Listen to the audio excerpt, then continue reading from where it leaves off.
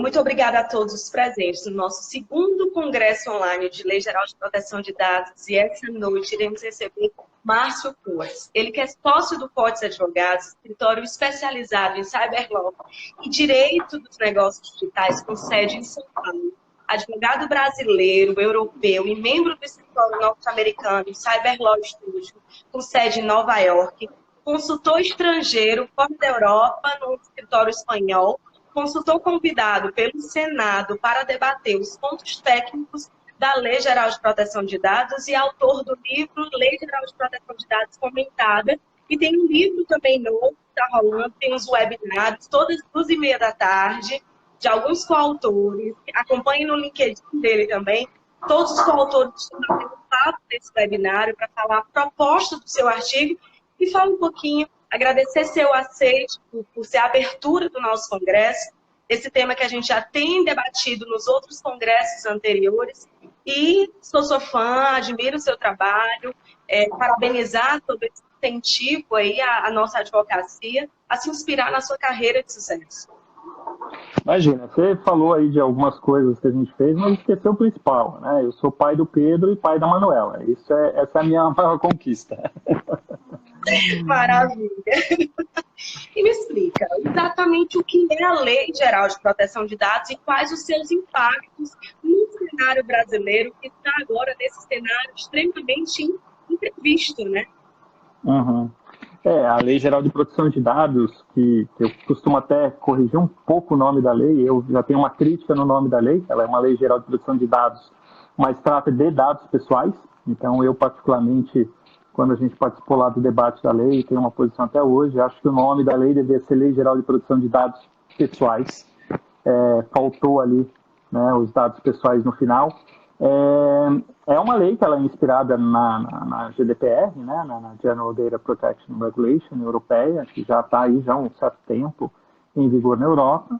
E agora a gente tem aí passado um período de adequação à lei. Estamos chegando, a princípio, perto do momento onde ela entra em vigor, muito embora a gente não sabe se efetivamente ela vai entrar em vigor em razão dos últimos acontecimentos, de projetos de lei que estão já pleiteando aí a postergação da entrada em vigor da LGPD. Perfeito. E acredita na possibilidade de postergação dessa vigência da lei? Ainda por cima, vi uma postagem sua falando do projeto de lei 1027 do senador Otto Alencar, sugerindo o adiamento da lei para dia 16 de fevereiro de 2022. Acredita nessa possibilidade? Uhum. Então, até então, nós já tínhamos outros projetos, né, que antes da pandemia já solicitavam, já tinham ali a proposta de adiamento. Até então, eu entendia que os argumentos eram argumentos relativamente fracos, digamos assim, para de fato adiar a vigência da lei. Até então, os argumentos eles se pautavam basicamente em cima do fato de grande parte do mercado não ter. Eu até então, com os projetos anteriores, eu era um pouco reticente com entender que, de fato, ela poderia ser adiada, né? Acho que os argumentos até então eram argumentos relativamente fracos, eles faltavam pelo fato do mercado não ter se adequado, e esse não era um argumento forte do ponto de vista político e jurídico, né? A gente sabe que já existia um vacatio legis por parte da lei e ela foi até já postergada, então o fato do mercado, na sua grande maioria, não ter se adequado não me parecia um argumento forte, política e juridicamente, né? O outro argumento que era um argumento que poderia ser levado em consideração, que é o fato da autoridade não ter sido criada, que de certa forma faz um sentido a partir do momento que tem pontos da lei que carecem de uma regulamentação, mas que, por um outro lado, a gente sabe qual que é o espírito da lei, a grosso modo a gente sabe o que ela pretende, ela já tem comandos legais ali claros quanto à sua aplicabilidade, né? Então, tirando algumas questões específicas que carecem de uma regulamentação, eu acho que a lei poderia entrar em vigor e caminhar, até porque a gente fala de um tipo de lei que passa por um momento de mudança de cultura. Então, o quanto antes ela caminhar, mais fácil para que isso acelere o mais rápido possível. Até então, esses eram os argumentos. Agora, o argumento da pandemia talvez seja um argumento realmente a ser levado em consideração, porque as empresas, muitas delas, pararam em alguns aspectos. Então, esse período que se tem de vacatio legis para a adequação que a própria lei deu, ele passa a ser menor, né? Agora, do ponto de vista prático, eu devo confessar também que dos vários projetos que o escritório está participando de adequação, eu diria para você que 80% desses projetos não foram suspensos, né? Houve uma readequação, né? Grande parte deles estão sendo feitos de forma remota. Então, os que se encontram na fase de mapeamento, de entrevista, de pergunta, reperguntas, isso vem sendo feito de forma virtual, né? Os que já se encontram numa fase de apresentação de gap analysis, de relatório de gap e plano de conformidade, também feito de forma remota. Então, os que suspenderam os projetos de adequação é porque tem alguma dificuldade operacional para continuar a dar andamento. Os que já estavam com o projeto em andamento, a grande maioria seguem normalmente. Agora, o que tem, de fato, é um cenário que aqueles que não haviam começado, agora, em razão das dificuldades, talvez até econômicas, estão repensando em outros modelos do como se adequar à lei. Perfeito. E quais as consequências que podem advir dessa não observância da lei? Como será o procedimento em relação aos dados já tratados? Você falou que já tem muitos processos em andamento no seu escritório e continuam remotos, à distância, e outros já na fase final. Me fala daqueles que ainda estão descrentes da vigência dessa lei, ainda são descrentes da praticidade, principalmente o pequeno e o médio empresário, é aquele que ainda tem mais resistência, aquele que os empresários são escolarizados, que efetivamente são antenados do mercado, acreditam e já investem, porque não é um valor de baixo custo. Me fala das consequências da não aceitabilidade disso e aqueles projetos que já estão em andamento. Então, a gente tem uma preocupação relativamente grande com os médios e os pequenos, porque o nosso escritório ele é um escritório especializado na parte de tratamento de dados. Esse viés ele surgiu há 5 anos atrás, por eu ser advogado europeu e fazer parte de um escritório em Nova York. Então, nós fomos um dos primeiros escritórios à época a trazer, na época, a doutora Juliana, que era do Ministério da Justiça, ela que encabeçava o que era o anteprojeto de lei de proteção de dados. Então, a gente fez parte disso lá no início, mas o escritório ele não é como alguns escritórios que hoje se mostram como escritórios só de proteção de dados, né? Então, a gente tem um histórico ligado ao que a gente chama de economia digital, né? Então, nós não estamos simplesmente surfando uma onda de oportunidades que é a Lei Geral de Proteção de Dados. Isso realmente está no nosso DNA. Eu sou o diretor jurídico da Associação Brasileira de Comércio Eletrônico, assim como sou diretor jurídico da Associação Brasileira de IoT, Internet das Coisas. Então, principalmente o e-commerce, ele tem muito o médio e o pequeno empresário. Então, há muito tempo a gente já dá assistência e está preocupado com esse setor da economia, dessas empresas com esse porte. Então, tem uma preocupação também quanto à adequação dessas empresas, que obviamente carecem de recurso econômico comparado com as grandes empresas para se adequar. E a Lei Geral de Proteção de Dados também deixou para a autoridade regulamentar processos mais simplificados para essas empresas de médio e pequeno porte, né? Então, no caso deles, a gente tem tentado ajudar, colocando muita informação no mercado por meio dos órgãos de representação que a gente participa. Tem alguns casos que a gente acaba até adotando a empresa e tentando ajudar na adequação, assim como a gente tem também algumas ONGs que a gente faz trabalho pro bono, como o Mulheres do Brasil, que é uma causa que a gente defende fortemente, e a gente está fazendo a adequação dessa ONG, desse grupo fantástico que é a Mulheres. Participo do grupo da Luana Trajano. Inclusive, ela tem um depoimento no nosso livro, Empreendedores da Lei. Máximo. Legal. E me fala, quem são os principais alvos dessa lei? Como eles podem se preparar para o início dessa vigência? Se vai ser agora, em agosto, se vai ser só em 2022? Qual a importância desse tema no mundo corporativo? Você falou que tem clientes pequeno, médio, e que também já traz essa experiência de fora, então a sua aceitabilidade já é muito grande lá. Desde o início, por conta de atuar fora, já está implementando tudo isso. ONGs também. Me fala dessa importância como um todo. As pessoas estão efetivamente informatizadas disso? acredita que já os veículos de informações estão propagando matérias sensatas, matérias reais, ou é muito pitch de venda, ou é muito curso sendo lançado, ou é muita informação, e nem nós, advogados, conseguimos digerir tudo que está os verdadeiros empresários. Gabi, na verdade, eu acho que é um pouco de tudo isso, né? Acho que tem uma mídia responsável que fala do assunto e expõe para o empresariado a necessidade de se adequar, porque, de fato, você tanto tem riscos por não se adequar, como você também deixa de aproveitar oportunidades em não se adequando, né? A gente tem clientes que estão se adequando e estão fazendo limão uma limonada, né? Consegue capitalizar em cima disso. Acho que tem um pouco não, acho que tem bastante, da mídia sensacionalista, né? Tem também um pouquinho por parte dos escritórios especializados, até às vezes, de um marketing do terrorismo que não me agrada, né? De vender o terror, de vender o medo. Das multas, né? O foco na multa altíssima. Eu acho que tem um pouco do marketing de terrorismo que realmente não me agrada muito.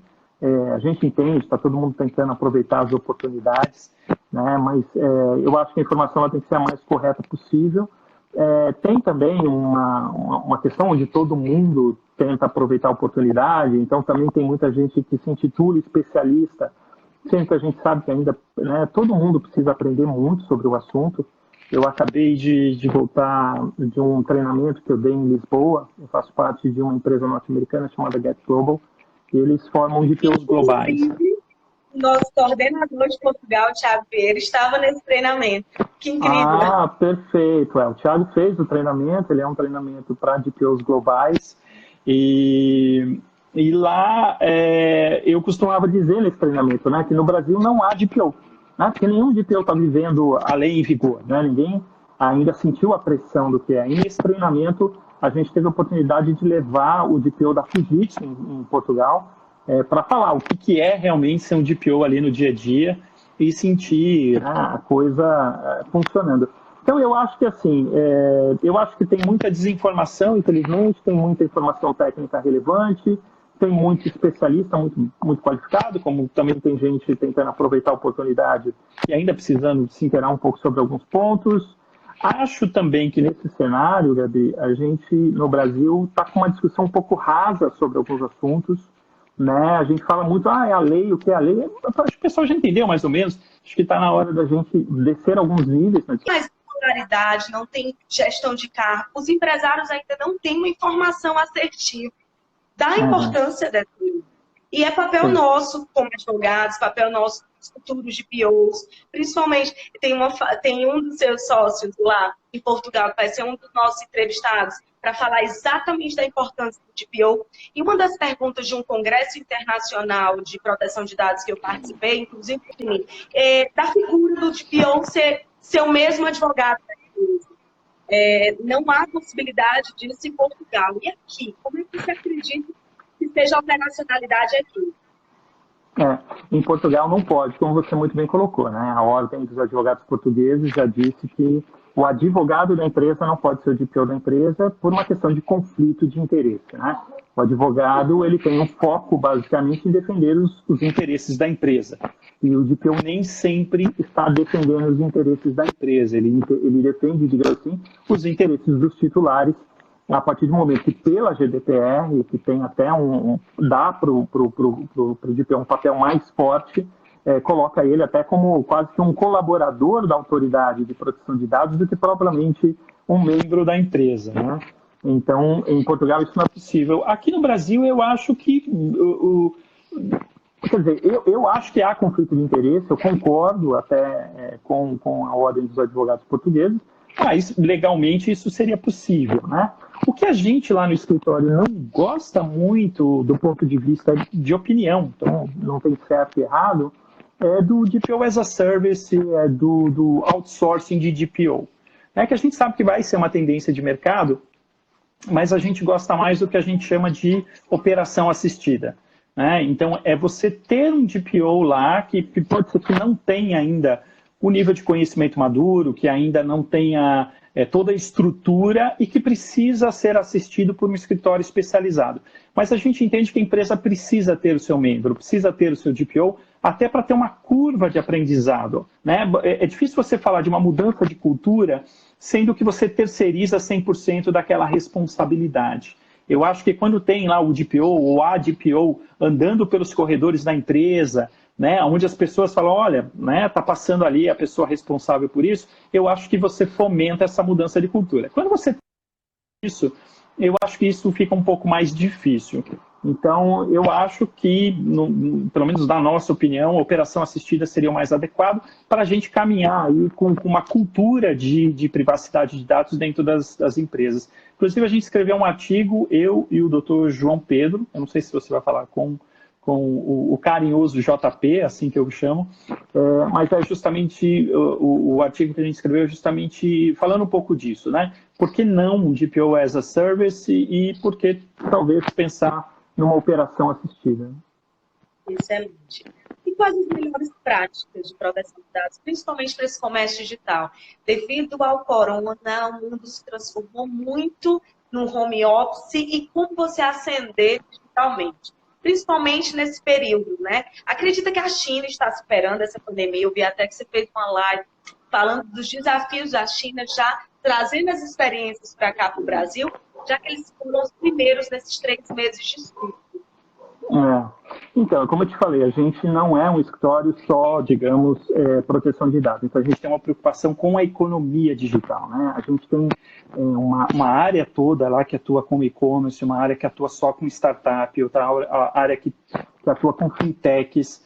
Então, nesse momento, onde é até um pouco difícil você só falar de privacidade de dados, apesar da gente ser apaixonado pelo assunto, a gente sentiu a necessidade de dar um pouco de suporte jurídico ao empresariado da economia digital, porque está todo mundo desesperado, né?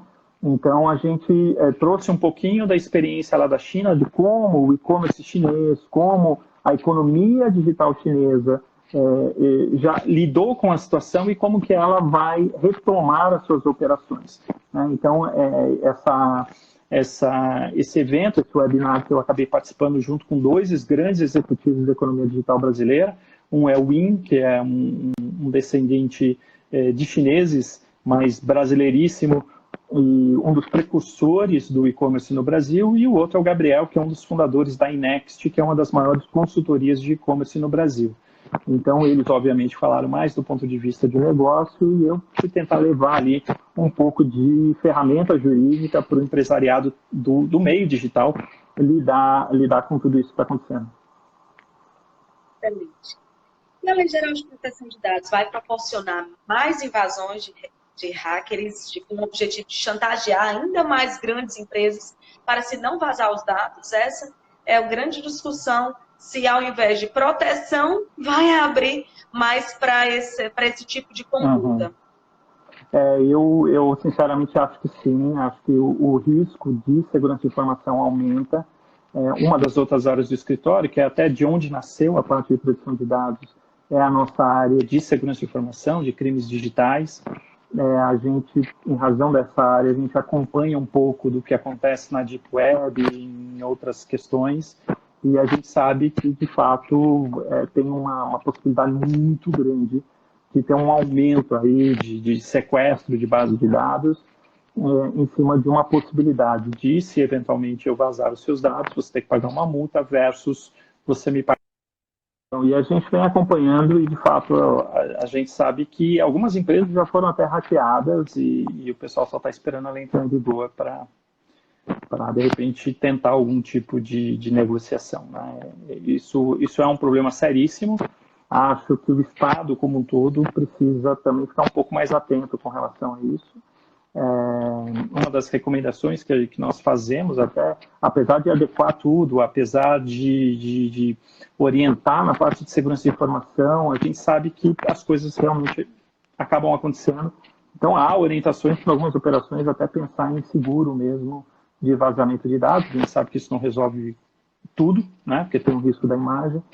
Mas a gente imagina que, infelizmente, vai ter um crescimento, sim, nessa parte de sequestro de dados e Então a gente precisa se preocupar cada vez mais. O escritório é uma vítima disso constante até. O ano passado, o site do escritório foi hackeado 3 vezes.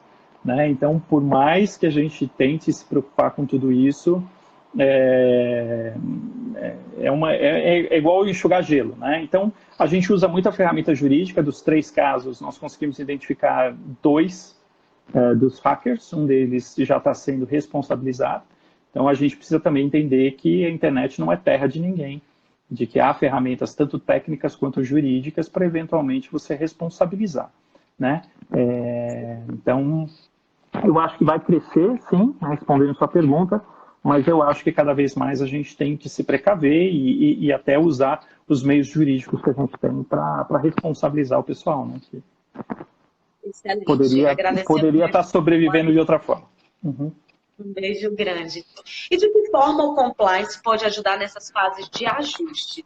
Na implementação da Lei Geral de Proteção de Dados? Eu acho que o compliance pode ter um papel bastante interessante nesse momento, muito embora a gente às vezes tem algumas opiniões um pouco polêmicas.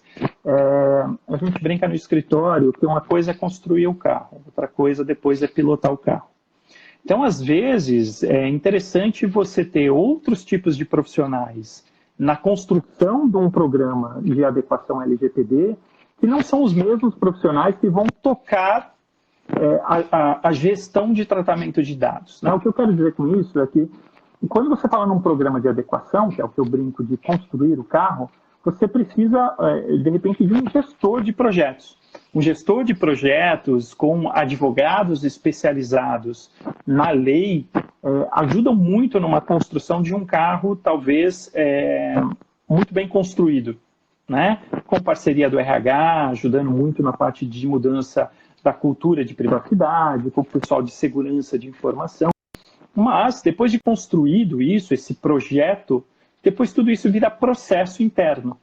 Quando vira processo, aí eu acho que o compliance tem um papel fundamental. Né? O compliance ele ajuda uma empresa a cumprir normas. Então, não é diferente de uma auditoria que bate uma foto, o compliance não bate foto. O compliance é um filme. Ele vai na caminhada junto com a empresa, tentando ajudar a empresa a estar compliant com as normas. Então, eu acho que o compliance tem um papel, ele pode participar do projeto de adequação, mas eu acho que ele tem um papel fundamental depois que o projeto está implantado e depois que tudo aquilo virou processo interno. Então, eu acho que o papel fundamental do compliance vem um pouquinho depois, junto ali com o DPO. Em algumas estruturas, o DPO está até embaixo do compliance, ou está dentro do próprio departamento, em outras estruturas está apartado. Né, como diz o Dr. Leandro Miranda, que é um dos advogados do escritório, também grande especialista no assunto, ex-gerente jurídico do SPC, ele não gosta muito da ideia do DPO, da área de tratamento de dados, estar no compliance, porque ele brinca que o compliance também trata dados e ele quer saber quem que vai fiscalizar o compliance, né, o que não deixa de ser uma verdade. Então, o compliance ele pode ter, sim, um papel fundamental, importante, tanto na construção, mas eu acho que muito mais em ajudar a empresa a cumprir as normas. Eu acho que aí é que ele tem um papel fundamental. Excelente. E me fala um pouco mais da figura do DPO e suas funções na prática, né? Será um verdadeiro oceano azul para a advocacia? Eu vejo muitos advogados perguntando se precisam ser advogados, quais áreas de atuação para ser DPO e como se pode capacitar-se para poder exercer essa função com qualidade, com responsabilidade, as obrigações necessárias. Essa é uma pergunta interessante, né? Até a mudança da lei, né, que veio por parte do presidente da República, ele estava muito direcionado o papel do DPO para os advogados. Hoje está claro, isso é um ponto pacífico, não precisa necessariamente ser advogado para ser DPO, o que ele precisa é ter conhecimento da lei, mas isso não quer dizer que obrigatoriamente precisa ser um advogado, né? É lógico que o advogado que domina o assunto, ele vai poder agregar muito dentro das empresas, dizendo o que é permitido, o que não é permitido, mas não há receita de bolo. Então, não necessariamente é um advogado, e falando aqui como membro de um escritório que tem muitos projetos de adequação de grandes empresas, às vezes, a opção da empresa ela não é muito tradicional, como a gente pode imaginar. A gente tem um grande e-commerce que está muito tendencioso a colocar o DPO, alguém que tenha um poder de comunicação com o consumidor final, com total suporte de um jurídico especializado e da área de segurança. Ou seja, tudo aquilo que é referente à lei, o DPO vai ter o suporte legal, sem dúvida nenhuma, a empresa vai saber o que pode, o que não pode, mas este e-commerce entendeu que eu preciso também saber me comunicar muito bem com os titulares dos dados, porque estrategicamente isso é importante para a empresa.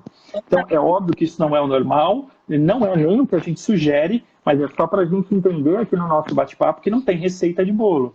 Né? Então, o DPO não necessariamente vai ser um profissional da área do direito, até porque tem empresas que se preocupam na forma que elas comunicam com o titular do dado. Então, se você é um advogado especializado, já conhece tudo da lei, tem então a oportunidade de você desenvolver outros soft skills, que é a comunicação, porque você vai ter que se comunicar com os consumidores, né?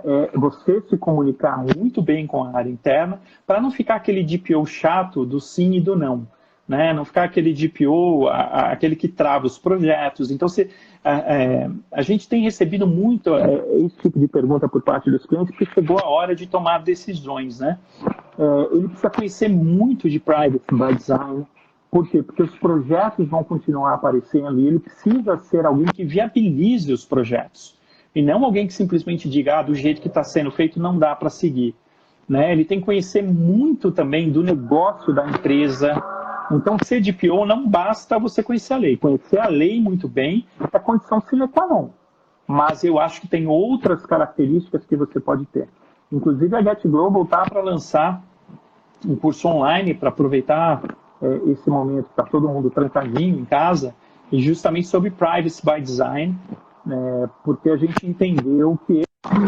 Só concluindo, eu acho que os advogados têm uma grande oportunidade, acho só que eles precisam desenvolver outras coisas que não só o conhecimento da lei. Outro ponto também interessante, que é uma bela de uma oportunidade, é a gente começar a pensar no DPO global. Né? A gente tem grandes empresas com operações em outros países, e grande parte dessas empresas elas acabam centralizando em um único DPO o tratamento de dados. Por mais que você tenha DPOs locais, isso é encabeçado por um DPO global. Então, conhecer um pouquinho das outras leis, né? Não conhecer a GDPR, porque, de novo, isso é superficial. Conhecer como é que pensa a autoridade espanhola, como é que pensa a autoridade francesa, a autoridade inglesa, né? Conhecer um pouco de CCPA, de California Consumer Privacy Act, que é a nova lei da Califórnia. Conhecer um pouco da Austrália, que também tem vários países da Global, é um pouco disso. Esse Bootcamp da Get Global é para formar esse DPO global. Então, ele é formado em cima da GDPR, da CCPA, da LGPD, óbvio, tem parte de segurança, também tem um foco em ferramenta de gestão de dados, porque muito DPO ouve falar de OneTrust, ouve falar de BigID, ouve falar de outras ferramentas de gestão de dados, mas nunca viu como é, né? Nunca mexeu. Então, a gente entende que um curso de formação de DPO precisa trazer isso. E também tem a parte do bate-papo com o DPO de verdade, aquele que já está na linha de frente. Então, é um pouco disso que a gente está falando. E como ter acesso a esse curso quando ele vai ser lançado? Esse curso teve a última edição em Lisboa, né, um pouco antes dessa pandemia toda. Foi um curso fantástico, muito pela turma, né, como você mesmo disse, o Thiago, que você conhece, foi um dos participantes. A próxima edição está marcada para Bruxelas. A gente só agora não sabe quando, ele tinha previsão para acontecer em agosto, a gente vai ter que esperar um pouquinho mais, e a gente vai ter uma outra edição em Nova York. A primeira edição do Bootcamp foi em Nova York, ela volta para Nova York também, infelizmente a gente não sabe quando. Então, acompanhar aí as redes sociais da Get Global, que vai trazer aí a agenda dos próximos Bootcamps. Então, contem com a gente para poder divulgar esse trabalho, lançar cupons de desconto também com a associação, que nós temos 11 representantes, e a minha meta é triplicar até o final do ano esses representantes em nível global. atrair a informação assertiva de fora para cá para o Brasil. E me fala desses projetos digitais, principalmente agora, telemedicina, psicólogo fazendo atendimento à distância, nutricionista, personal trainer. Agora, essa pandemia trouxe uma nova visão para os negócios se tornarem ainda mais digitais, ainda mais globais. E como estão sendo destravados tudo isso? Como aplicar o compliance frente à proteção de dados, frente a essas transformações? E principalmente para evitar esse vazamento de dados, evitar ainda mais problemas futuros após a vigência. Eu acho que a gente está passando por um momento realmente de transformação e ela passou a ser uma transformação acelerada, né? Eu li um artigo do Harari, que é um dos grandes pensadores da modernidade, no Financial Times, e ele fala um pouco disso, né? Ele fala que nós vamos ser forçados a tomar decisões mais rápidas de coisas que nós demorávamos muito para decidir, porque nós vamos ser forçados, simplesmente porque a gente não vai ter mais opção de ficar, né, demorando às vezes anos e anos para tomar decisões. E esse exemplo que você deu da telemedicina é um deles, né? Esse assunto vem enrolando, vai e volta há anos. E aí, por uma questão da pandemia, isso destravou de uma hora para outra, porque passou a ser uma necessidade das pessoas, né? Assim como outros assuntos polêmicos vão surgir também. A gente está com todo esse movimento pró-privacidade e agora o governo tem a necessidade quase de monitorar pessoas por causa da pandemia, né? Então, a gente de fato vai passar por um momento de transformação e espero que a gente não, em razão disso, também passe por cima dos direitos das pessoas, mas a gente tem que lembrar que antes destes direitos, assim como os advogados gostam de dizer, porque assim é uma realidade, o principal bem a ser tutelado é a vida. Então a gente também não pode ser tão neurótico, no meu ponto de vista, e às vezes eu sei que ele é um pouco polêmico, de pensar muito em direitos que de fato eles vêm abaixo do principal bem, que é o bem mais precioso, que é a vida das pessoas. Então eu acho que a gente vai passar por um momento de transformação muito rápido, que os debates precisam ser debates que não podem ser tão demorados quanto vem sendo. Espero que não perca a profundidade e que a gente também não atropele o direito das pessoas. Mas a gente não pode perder o foco daquilo que realmente é relevante para todo mundo, né? Excelente. Agradecer sua participação, de compartilhar a experiência, compartilhar aí novos cursos e faça um conselho para os advogados que buscam desenvolver projetos nessa área, aqueles que buscam recolocação. Agora, nessa pandemia, vários escritórios estão sendo fechados, as pessoas efetivamente vão ficar de home office. Então, assim, como reconstruir essa nova economia pós-pandemia e com a visão na proteção de dados? Tá. Então, eu tenho algumas visões dentro disso que você está perguntando, né? A privacidade de dados ela é uma realidade, eu acho que só a gente vai ter que postergar um pouquinho, mas isso faz com que as empresas tenham tempo, né, para repensarem o seu momento e talvez tocarem esses projetos de uma forma mais cautelosa. Lógico que vai ter uma dificuldade de investimento por parte das empresas, então a gente precisa repensar também algumas soluções para essas empresas, até para que elas não tenham um custo tão elevado quanto alguns projetos estavam tendo. E aí é uma lei que funciona em qualquer lugar do mundo, que é uma lei econômica, ela não é uma lei jurídica, oferta e procura. Como a procura estava muito grande, os preços estavam subindo demais, assim como outros estavam oferecendo por um preço muito baixo, por também, às vezes, não terem a mesma qualidade. Então, acho que a gente tem que ter um equilíbrio entre essas duas coisas. Acho que tem oportunidade para todo mundo. A gente não pode esquecer que a oportunidade, digamos assim, de lei geral de proteção de dados, ela não acaba quando a lei entrar em vigor.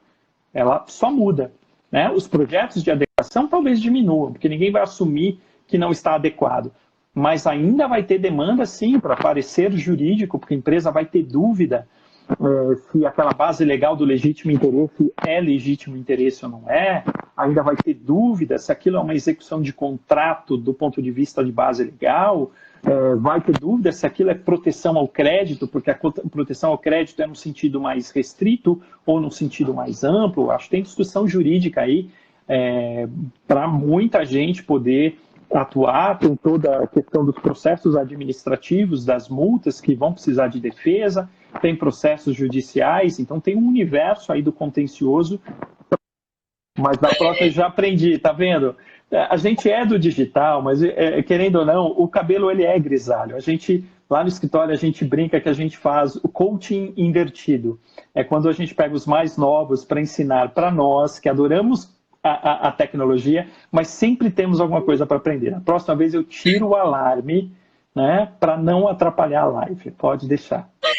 Maravilha. E olha, está devendo mais lives para a gente. Tem que desenvolver mais também. Eu estou à disposição, dependendo do horário, estou sempre à disposição. Que máximo. Sou do órgão público da área de educação. Como o DPO deve se comportar se é também um ambiente político? Excelente pergunta.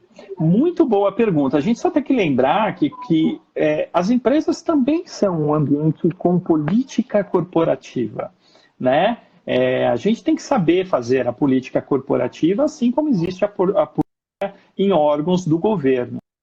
Eu acho que a política ela é uma ciência que ela não tem só o seu lado negativo, pelo contrário, eu acho que ela tem lados positivos, que é um pouco daquilo que a gente estava falando, né? De você desenvolver habilidades de soft skill, de você como DPO não ser do sim e do não ser aquele sisudo, né? Que só faz as pessoas, não, olha, porque isso aqui não está de acordo com a LGPD, isso aqui não está de acordo com a Autoridade Nacional de Proteção de Dados.